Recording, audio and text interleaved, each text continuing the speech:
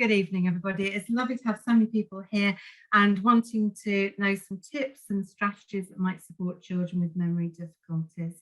As Nikki says, I'm a teacher and assessor, and most importantly, I have a child with dyslexia and dyspraxia, and I know all about memory difficulties, and of course, as I get older, generally myself as well. So hopefully I'll give you some things that will help you, and hope you'll find this be interesting for you. Now I'm having difficulty moving on. Here we go. So if we look at what dyslexia is, and I'm sure as parents, you know all about dyslexia and what it can affect. It can affect phonological skills, being able to hear the fine sounds in words. It can affect memory skills.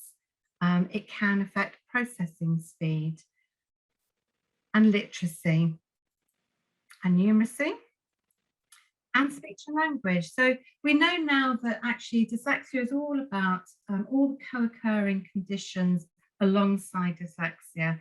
And it's around maths often, difficulties with maths. It can affect organisational skills, but underpinning it are these difficulties with memory. And as I say, I have assessed many children, many adults. Some of them are very good readers, some of them are quite good spellers. All of them seem to have these difficulties with memory. And it seems to underpin everything. And parents say to me, it's in one ear and out the other. He doesn't listen to a word I say. If I ask him to get his maths book, his uniform trousers and his pencil case in his room, he won't remember anything. And it's often these memory difficulties that are the first sign that there's something there that needs investigating further. It can be very, very difficult for children. If they've been asked to get 3 things from their bedroom, they won't remember them all. They may be halfway up the stairs and they turn around and they say, I can't remember, what did you say? Sometimes we do have to investigate other difficulties such as hearing. And I do get a lot of children coming to me for assessment who have had a history of ear infections, grommets, glue ear, that kind of thing. So sometimes the hearing is impacting on some of these things, but often it's just these memory difficulties that they're experiencing. They may have difficulty with sequencing. So things like the alphabet are difficult, knowing the days of the week, the months of the year, anything like that. And sequencing can have an impact on maths, for example. So children with dyslexia don't want to work out the answer. They want to go straight for the answer without showing the workings out. It may have an impact on organisational skills. As parents, we often do a lot of organising for our children. And we know with lockdown that we've probably spent more time with our children, more time trying to organise them. And sometimes it's been easier days than others. These things can impact on self-esteem, and we often see children with low self-esteem as a result of all of these difficulties. And sometimes it impacts on behaviour as well. And the memory, it really does have a huge impact on their memory. And memory is not just memory. We have our short-term memory, we have our working memory, and we have our long-term memory. And short-term auditory memory is where we're hearing something and we may forget it straight away. Working memory is where we are trying to hold on to something and manipulate it at the same time, so multitasking. And dyslexic children don't have that ability to multitask often. And I see that with adults as well, adults who are working in an office where they're trying to do an email and a call comes in and they come away from their computer to answer the telephone and then they've forgotten what they were doing beforehand. And also long-term memory. And that's our ability to perhaps ride a bike after a period of time when we haven't ridden a bike. And there's nothing wrong with the long-term memory in a child with dyslexia, but it's pulling out that information quickly that's the problem. And you sometimes get the children who and R and oh, it's at the tip of my tongue type of thing, where they can't quite pull that information out quickly enough. If we look at this nice little mind map, it does show some of the difficulties that children do have with planning and organisation, and all the things that it impacts in. Revision, for example, it's very difficult for dyslexic children to revise effectively for exams.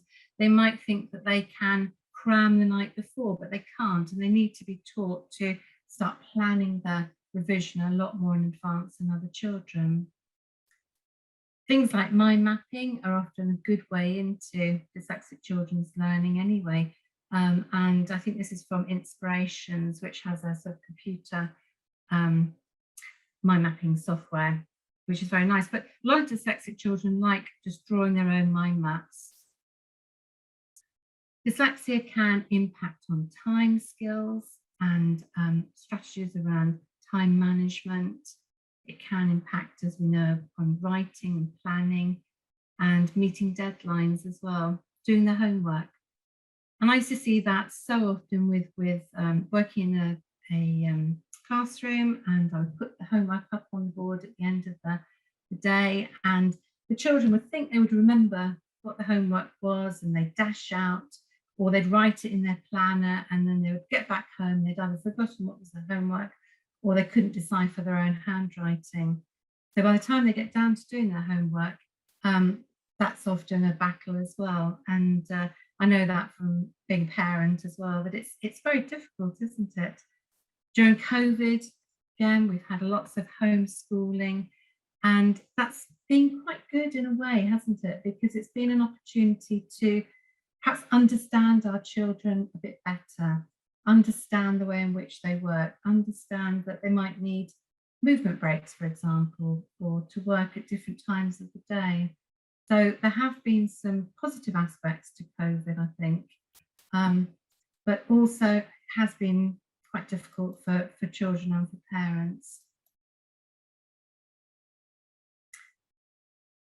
We really want to make learning multisensory. That's the best way that a child will learn. But what do we mean by multisensory learning?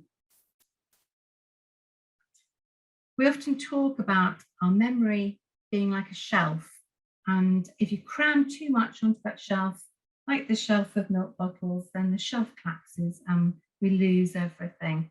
So if we use things in a very multisensory way, we've got a better way of retaining that information.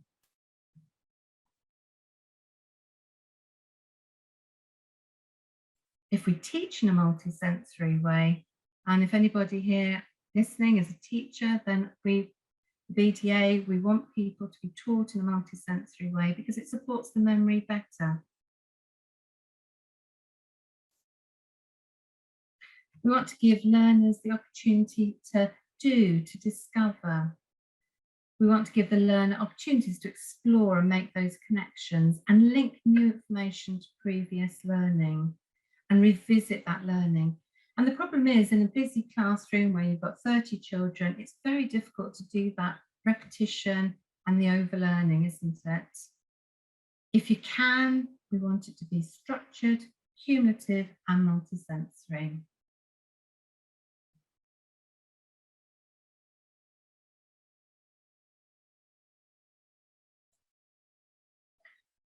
There are three primary channels: visual, auditory, and kinesthetic.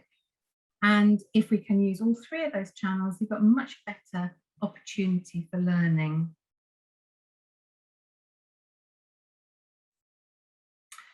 Okay, I wonder if you've got a pen and paper. I'm going to try and do a little exercise with all of you. On the next slide, I've got some pictures, and I want to give you a minute to memorize 10 pictures. So if you can pick up a pen or pencil, see how you get on with this. Try not to cheat. It would be very, very, you might want to jot down the names of the pictures. Don't, just purely try and look at the pictures on the next slide. And I'm going to give you a minute to try and memorize them. Okay, go.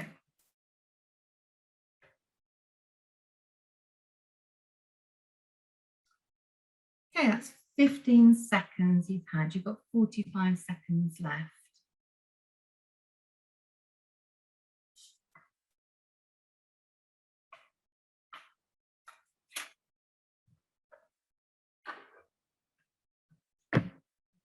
That's 30 seconds you've had. You've got 30 seconds left.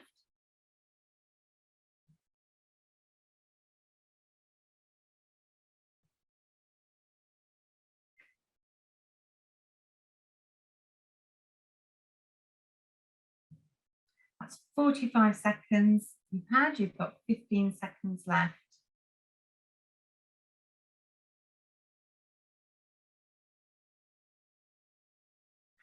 Ten seconds. 5, 4, 3, 2, 1. Okay, what I'd like you to do is I'd like you to jot down the names of those 10 pictures, and I'll give you a minute to do that starting now. Go.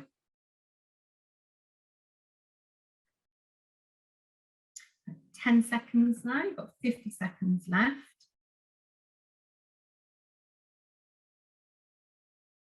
20 seconds gone.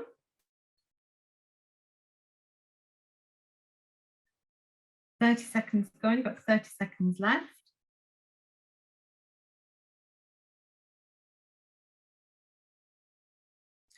40 seconds gone, you've got 20 seconds left.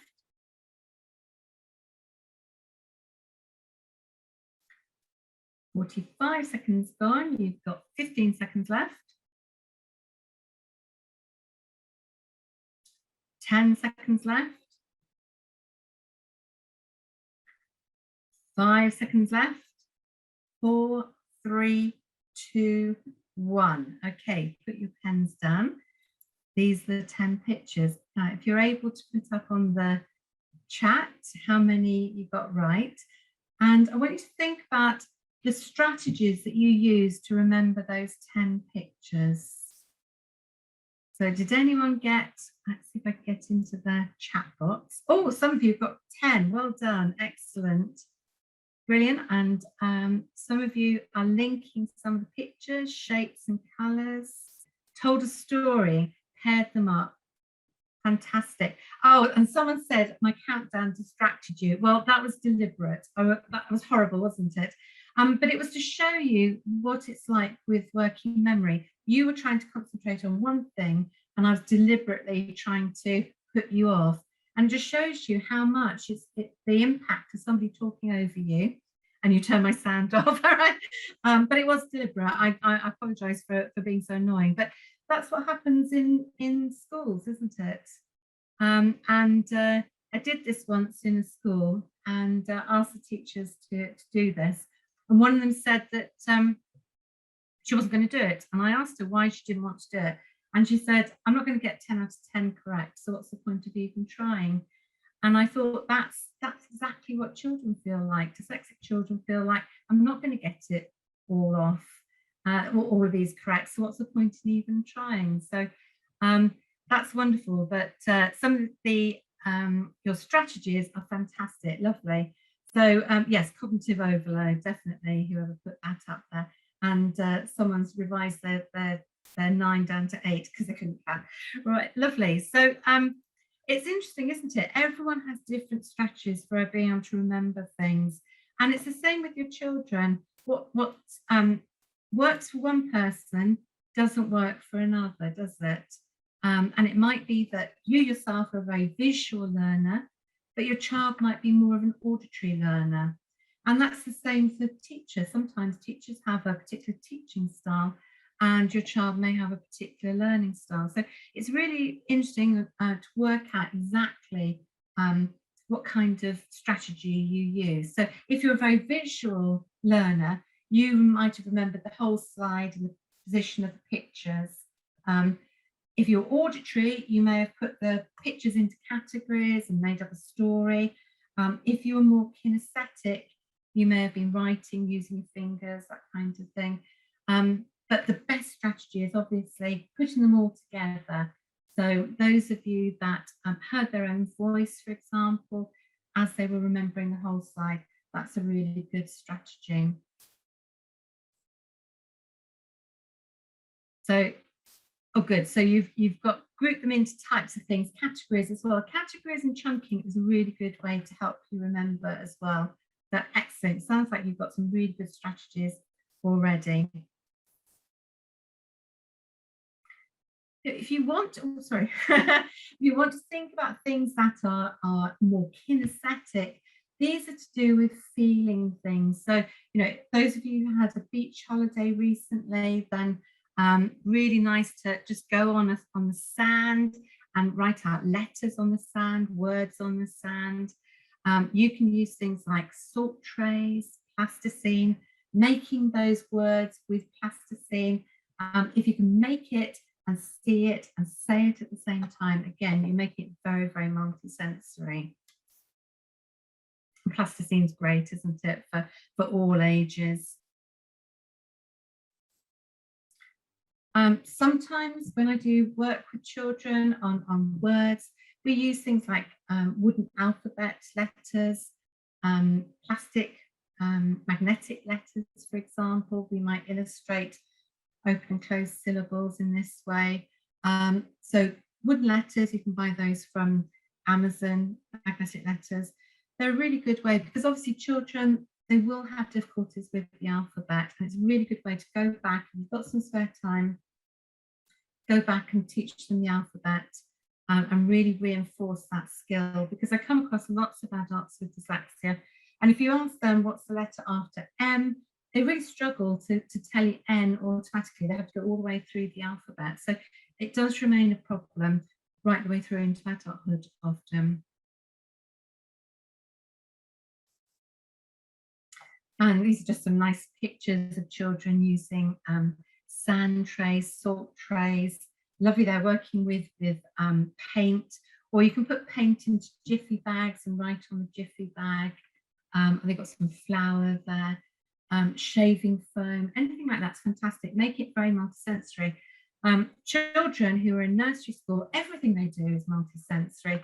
And as they go up through the school, they lose that, don't they? So try and go back and do that reinforcement and do some of these fun things. And it really does help them with their learning and remembering things. Obviously, hearing your own voice, saying sound, that makes it much easier for some as well. And repeating and echoing, saying things, hearing your auditory loop, that really does help. The articulatory loop is a really good way of learning things.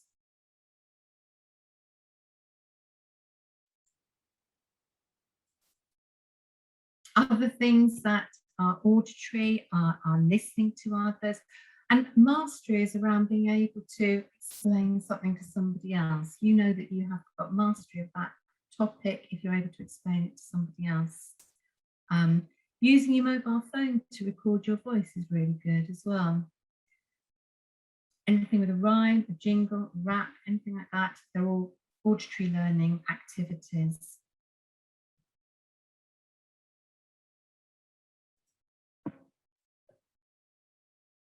Lots of ideas here about visual learning, using charts, diagrams, pictures, the mind maps that I showed you earlier, videos.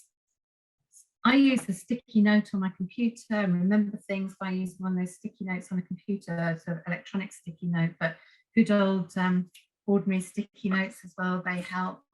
They make it very visual, highlighting things with colour as well. And actually, typing is very kinesthetic. So encourage your children from about the age of 9, particularly if they've got difficulty with their handwriting, perhaps because of dyspraxia, to use a laptop as early as possible, and to do one of the programs like BBC Dance Mat is a free touch typing program. It's really good for dyslexic children. Some schools have licenses with Touch Type Read and Spell, English Type Junior, English Type Senior. They're all really good as well, but very kinesthetic. And actually, you would think that using a laptop would be an extra process, but for these children with dyslexia, it actually takes away a process and makes it much easier for them.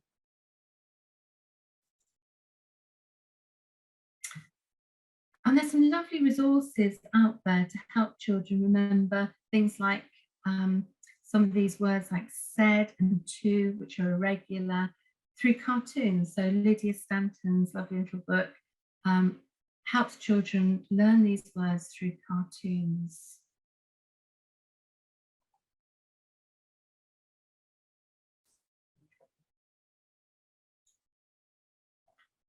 Anything you can do to make learning visual as well makes it easier to remember. And you don't have to do very exciting pictures or be a very good artist, although many dyslexic children are very creative and often very good artists, but make it as visual as possible is a really good way to help with learning.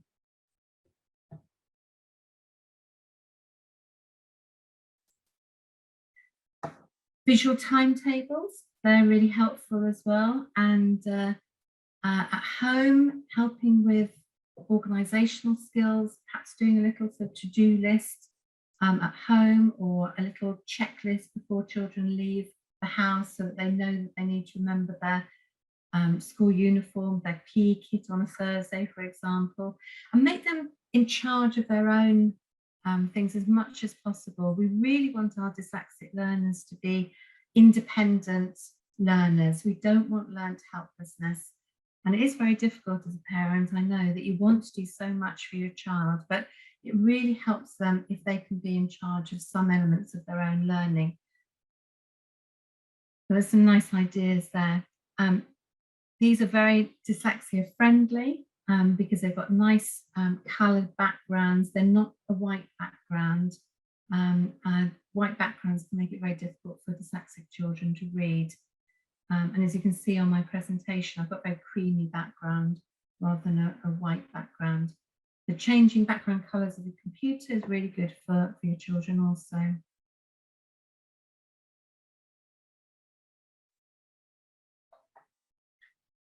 And we might put together tricky word packs, for example. I have little white cards that I buy from Amazon, and we might put a mnemonic on the tricky word pack. I've got a little key ring that I bought from Amazon, which has got some little cards on it, and those cards, those tricky word packs, can then go in a pocket, and they're not very expensive. There's some little ideas there for mnemonic generators, for example, but everyone knows big elephants can understand small elephants. They stay with you, don't they? They're very helpful.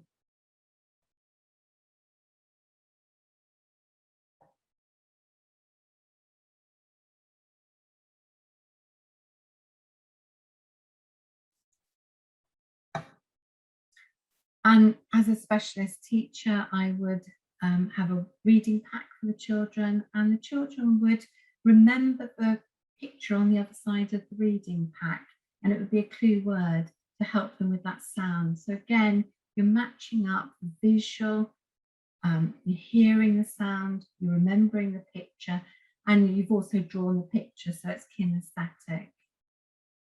So these are little white cards that you can just get from Amazon, just a few pounds, and they're really helpful for many children.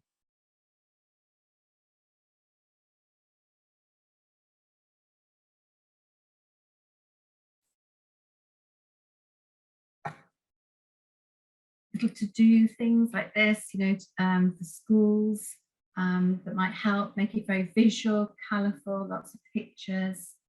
They can be very helpful in the classroom, or something similar at home to help with homework, for example.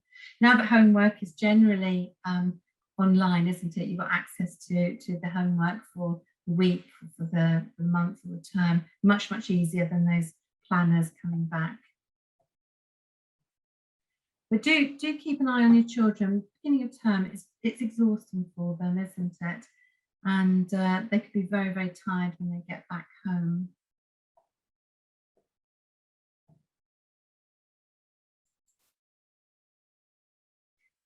Some more ideas here for kinesthetic learning. So any kind of cars to sort or move around, and there's that lovely computer game, isn't there, Quizlet, that the children can use for revision, and they sort and move around the cards on that. the sticky notes, mind maps, anything hands-on practical activities, making something, making a model. I've known teachers who've accepted a model instead of an essay, which is a fantastic way of using different ways to show learning. Experiments are kinesthetic, although experiments can be difficult because an experiment is a sequence. It has a beginning, middle and end, and it's difficult for the dyslexic child to remember that sequence. But anything that you can do that involves movement or dance or role play, really, really helpful for these children.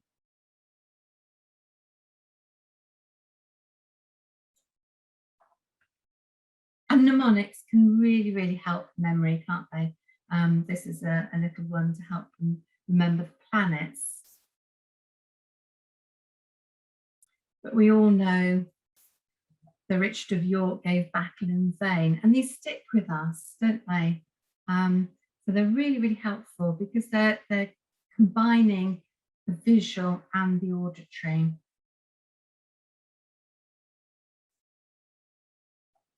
I don't know if any of you watched a Channel 4 programme recently, but it was, he got a group of celebrities together to help them with their memory skills. And one of the techniques that they used was a memory palace, and using a room to place things in their memory to help them remember. And it was really, really effective. If you get a chance, have a look at that series. I think it's still on the catch-up. I've got a little video that does explain it a little bit better. Let's see if we can get the video started. The memory palace is a technique to remember facts, numbers, or other things, like a shopping list. It has been around since ancient times and is also known as the method of Loki.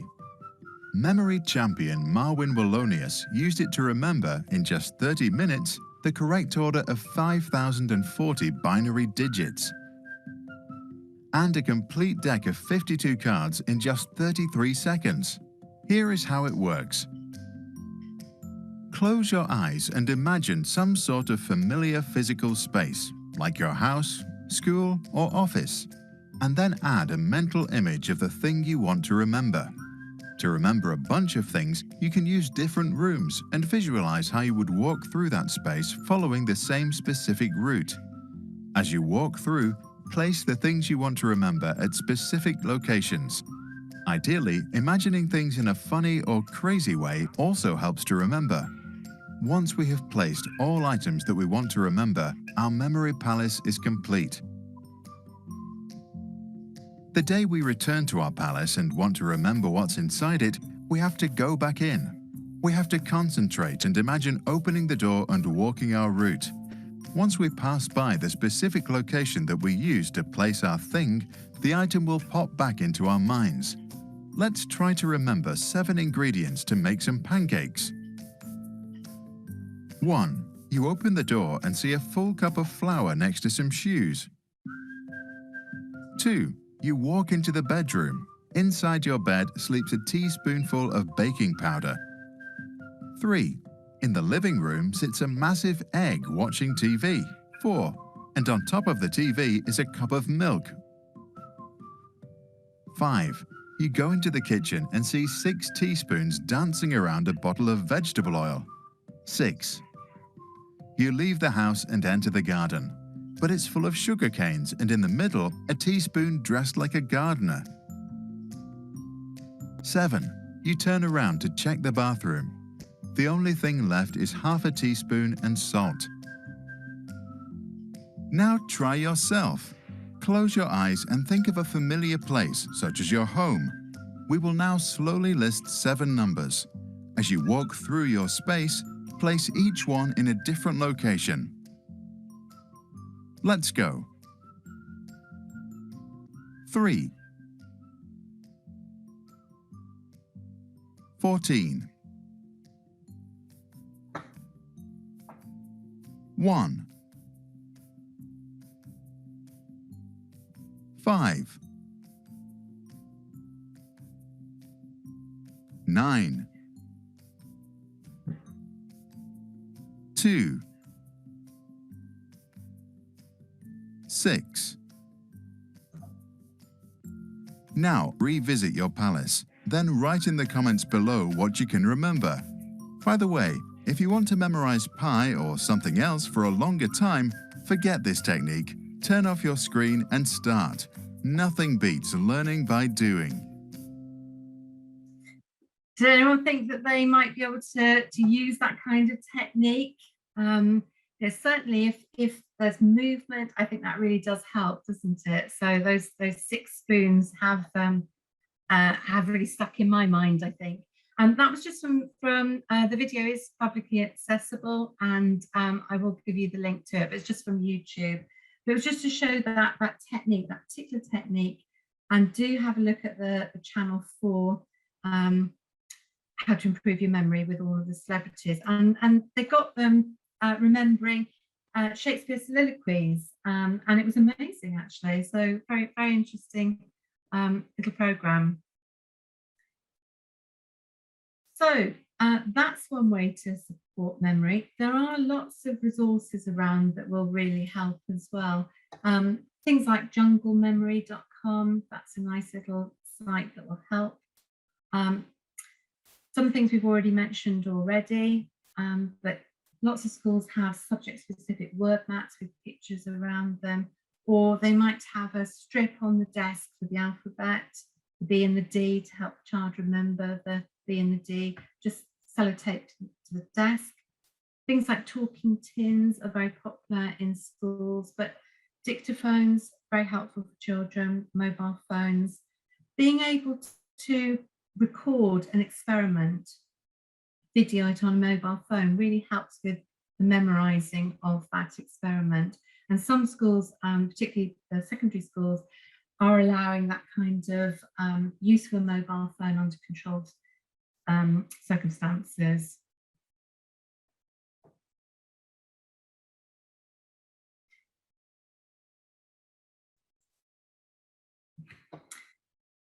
For those children who have difficulty with remembering their times tables, there are things like flexi tables, which are lovely, but I would do, when I was teaching, lots and lots of blank times table squares, and I would get the child to fill out the times table square as much as they could, and they're able to do 1s, 2s, 3s, 5s, 10s quite easily. So they can do about half of that times table square quite easily on their own. And then we worked on doing the rest of it until they were quite comfortable with the whole times table. And then we worked with the blank times table squares, and I've timed them to fill it out as quickly as possible. And they got quite adept at doing it. And we could get a times square done in less than 3 minutes at the end. And then if a child has extra time for a maths test, maths exam, they're using that extra time really usefully, rather than wasting that extra time because they don't know what to do with it. They're going into the exam, they're getting a scrap piece of paper, they're filling out the times square, and then they're taking that load off their working memory by being able to refer to that times square on the piece of scrap paper. So it's much, much easier for them. And as I say, if that's just 3 minutes of their extra 15 minutes per hour, that's a really good use of that time. They might find it difficult remembering the difference between addition and multiplication, for example. So using those little white cards and having the what the sign is and what it means on the other side of the card, that's really helpful. Anything with number lines as well is helpful. Writing frames for children who find it difficult knowing how to write an essay, for example. A writing frame is a really helpful way of helping them structure an essay, because what I've found in the classroom is that a child may well start an essay and then halfway through the essay they've forgotten what they're writing, and then they finish off a completely different essay than the one that they started. And actually, it's a really good idea to keep the amount of copying down to a minimum if you can in the classroom. What you find in the classroom is something called the dyslexic nod, where children who are trying to copy something from the whiteboard, they look up, they look down to write it, they've forgotten what they've seen, they keep looking up and down. And so you will see this dyslexic nod in the classroom. If the child can have a copy in front of them, it's much easier than constantly looking up to the whiteboard. The key rings that I spoke about, topic memory cards, and Quizlet, the little on the internet, is lovely to help with memorizing things in a fun way.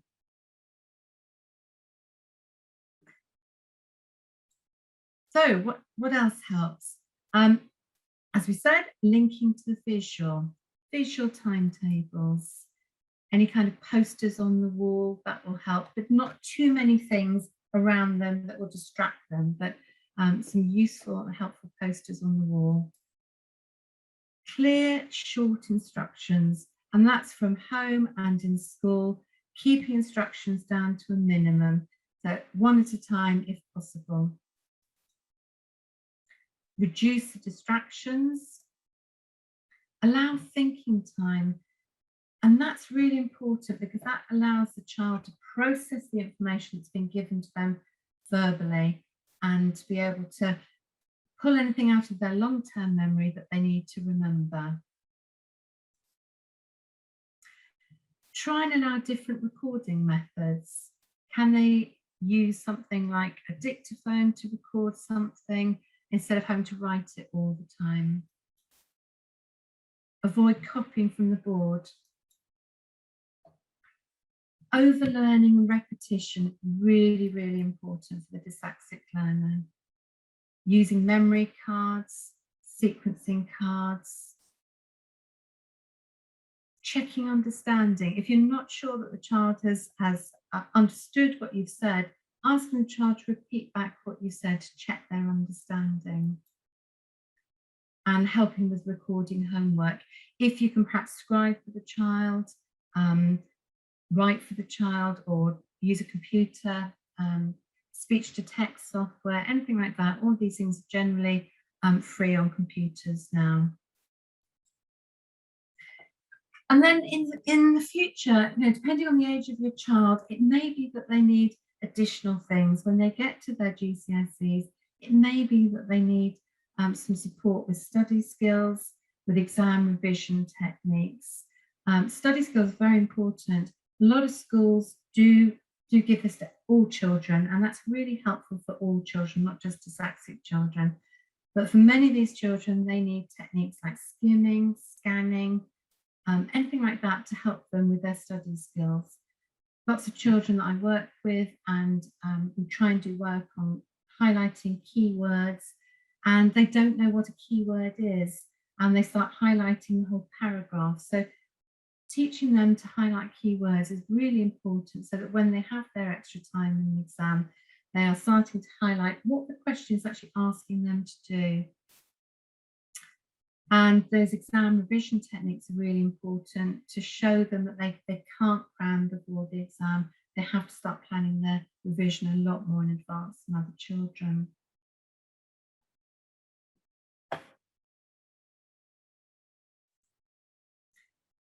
So we're coming up to Dyslexia Awareness Week, and that is from the 4th to the 10th of October. The BDA have got lots of activities planned for Dyslexia Awareness Week. And I'm a trustee for the Adult Dyslexia Centre, who help children and adults. And I'm delivering a webinar for them on the 7th of October about invisible dyslexia, and try to highlight some of the difficulties that dyslexic children and adults have hiding their dyslexia, and trying to increase that visibility of their difficulties. If anyone's interested, go to www.adc.org.uk.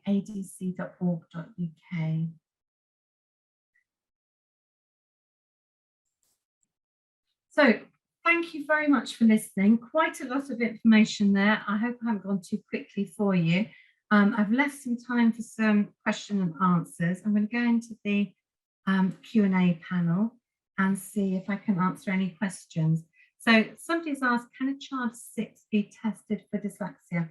Now, that's quite interesting, because generally we say around about 7 or 8 is the best time to be tested for dyslexia. However, I have come across younger children who have been tested for dyslexia, particularly where there is dyslexia in the family. Because it's genetic, then generally it is passed down. So I have seen younger children be tested. There is a very good screener called, by Sally Shaywitz, which is for, I think, between 5 and 7. So if you're thinking that your child might be dyslexic, have a look at that little screener. It's an electronic screener that might help. I think Nessie screeners from 7. But generally speaking, we say a little bit older, because some of the things like the B's and the D's being muddled up could be developmental. So, oh yes, what do you mean by typing taking away a process? What I mean is, you would think that having a computer in front of you is an additional process, but actually it seems to just take away a process, and they can get their thoughts down much easier than having that pen and that paper.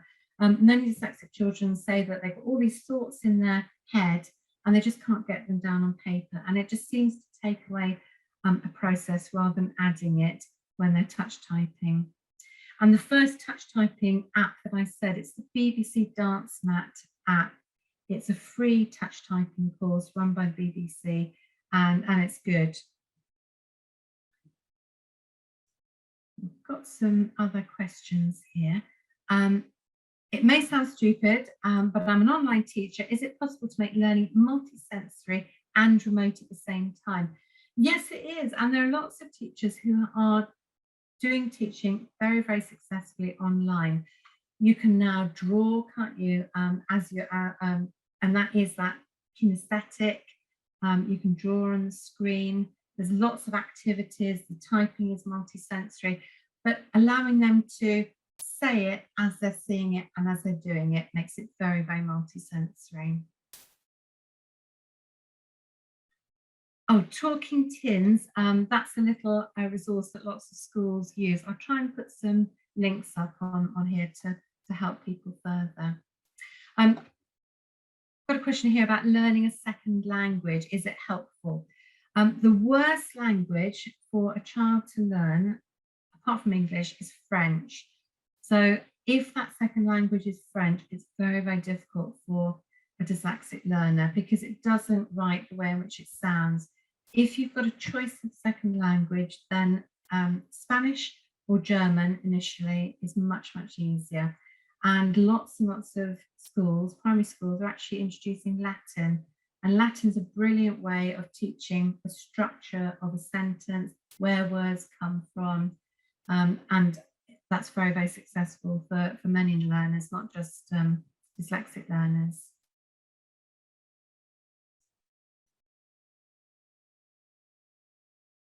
So any tips for actual techniques for teaching skimming and scanning and recognizing techniques? That is a whole other webinar. I think the BDA have done a study skills webinar. Have a look and see whether you can access it. I think it was done by Lynn Lovell, and I think it was a free webinar. So do have a look. Otherwise, perhaps that's a topic for another webinar. And someone's asking about improving, whether it's possible to improve a child's memory as well as support it with these strategies. Actually, what I found is that there is no resource that will actually improve a child's memory. A lot of the time, the child has to recognise that they've got poor memory and find their own strategies. Lots of these things may improve a child's memory temporarily, but it's around finding your own strategies. And that strategy may be just writing notes, writing everything down, putting things on stickies, doing those to-do lists, that kind of thing. But generally speaking, I remember it was my own son. He didn't actually realise he had a poor memory until he had the assessment done. Once he knew he had a poor memory, he realised he had to find his own strategies, and it did work that way.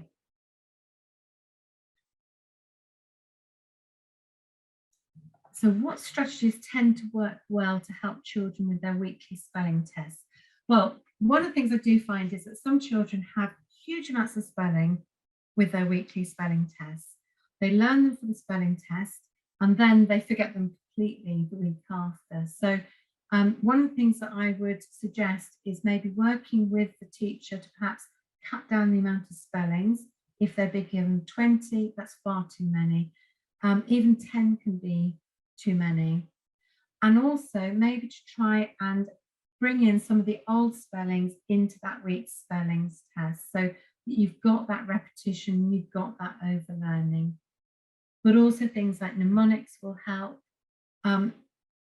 Hopefully the spelling test will be families, word families, that works better. But if it's lots of random things, that's very, very difficult as well for the children. So I did come across a school recently where the child got 2 marks for each spelling, and they got 1 mark if they got the very first syllable correct.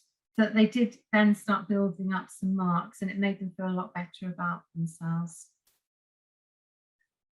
I've got a question here from Heidi. My year 5 child has just been diagnosed. He has multiple difficulties for working memory and short-term memory, and he has no extra support yet. Where would you start? So year 5 is around about 10.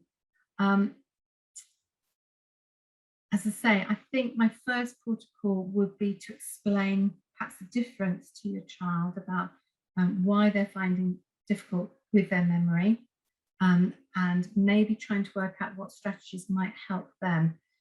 Are they a visual learner? Are they an auditory learner? What exactly has the testing shown? So sometimes when I do the assessments and we assess for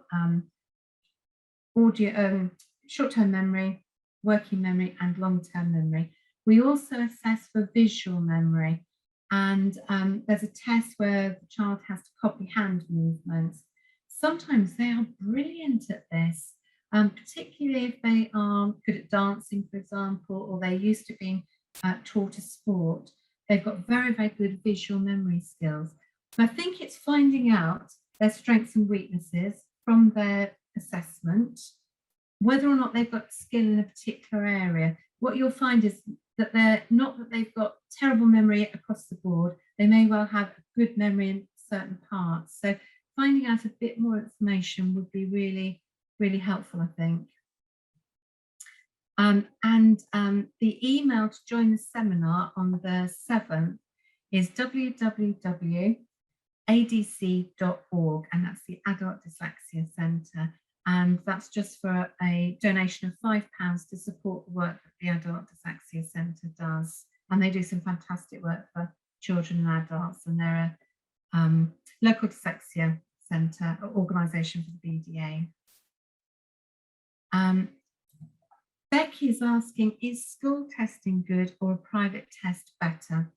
If you can get the school to test your child, that's always better because it would be free. However, there is a shortage of the people being able to test in school, either the educational psychologist or the SENCO having the qualifications to do the testing. If you can get it done, try and get it done in the school. There are many parents who try their hardest and they don't get anywhere, and so they do have to go and have a private test. Claire is asking about the name of the cartoon spellings book. It's the Lydia Stanton spelling book, and that's a lovely little book. And she's got a whole series of books that help support spellings by cartoons. Tanya said about behaviour, when we did the picture exercise and you deliberately spoke while we were trying to do it, it was distracting, but my response was slightly frustrated. Just thinking about challenging behaviour and understanding the frustration we might be creating in our kids when trying to help or prompt. Yeah, that's a really good comment. And it does make you realise how frustrating it is when you are stopped, when you're trying to think about something and you're stopped and you have to think about something else. You can't get back to what you were trying to do initially. And in the classrooms, they're quite noisy, aren't they? And there's lots going on. For some children, noise-reducing headphones are really, really helpful to allow them to concentrate on what they're doing. Have you any strategies for responding to a child when they repeatedly say, I can't remember?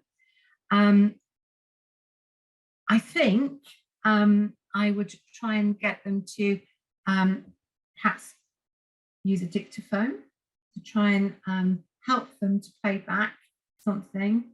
find out what they're trying to remember, try to support them with remembering, is it a word, is it for a test, a spelling test? Trying to get them to remember something small and then expanding it as well. So chunking things together helps, like dates.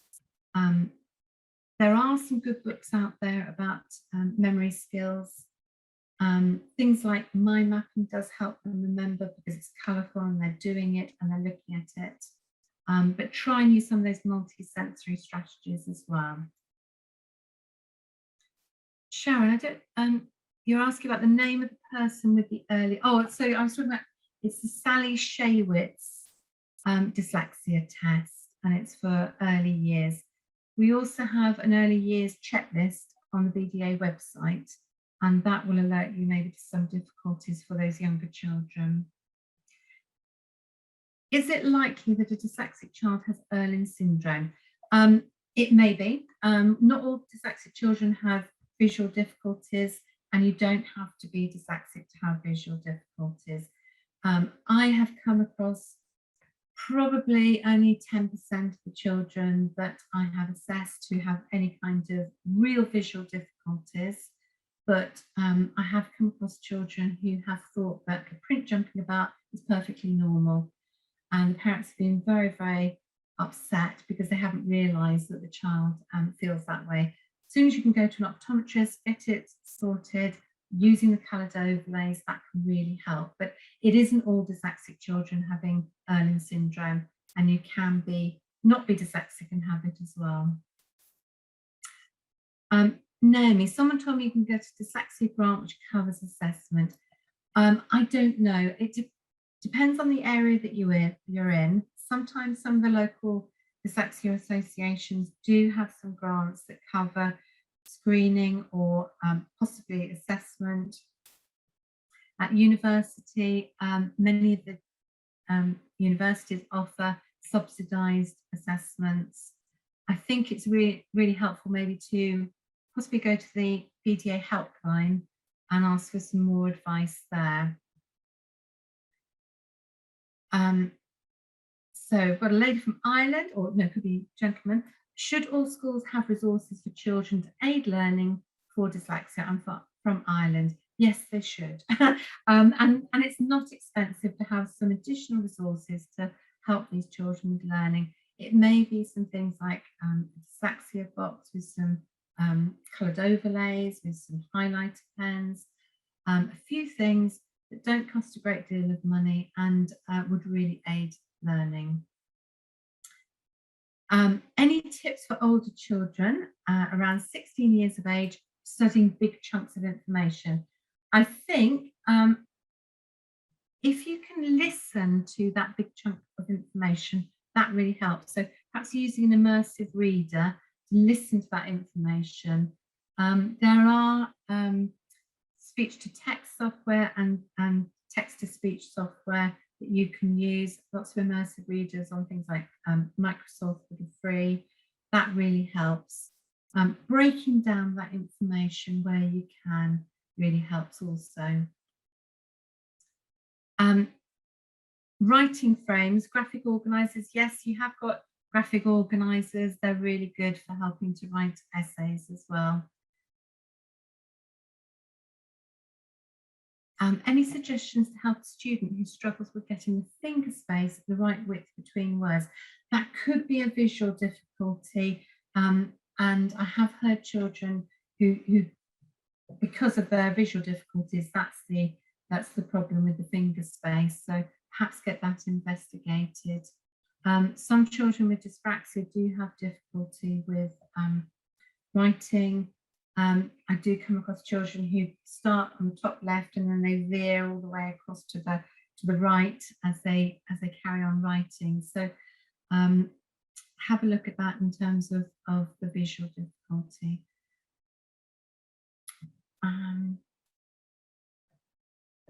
Would I recommend Doorway online for touch typing?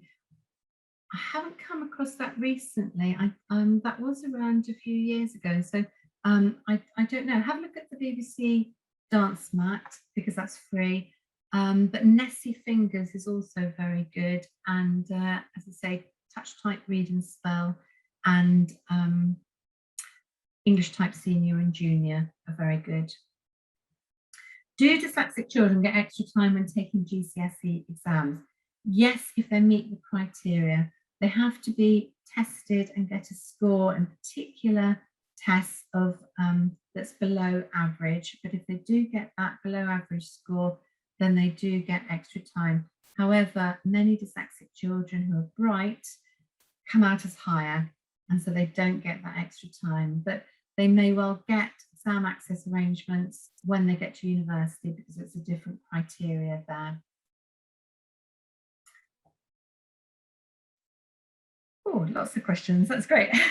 So my daughter is 8 and being diagnosed with dyslexia. We're trialing overlays for reading books and trying to learn from her what is the best colour.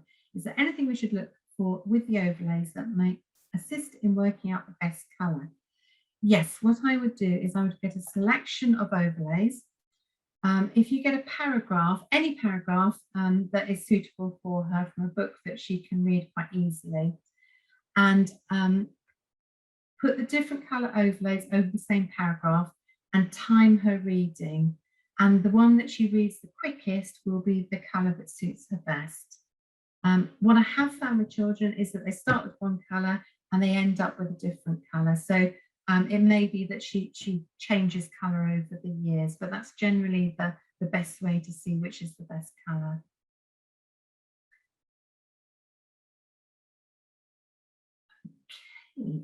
My child has dyslexia and his memory and dyslexia is so bad he still can't remember his phonics. I've just got him an EHCP and waiting to put this in place, but it's like he has dementia. Oh gosh, that's really bad. So it shocks me sometimes that he can't remember and he's got short-term and working memory issues. Gosh, so if he has got an assessment, perhaps looking at whether or not there's any elements of his memory that is good. Perhaps he has got that good visual memory. If they did a test, it's called the manual imitation test. That's part of the tonal test of memory and learning. And he may have a better score in that particular test than one of the others.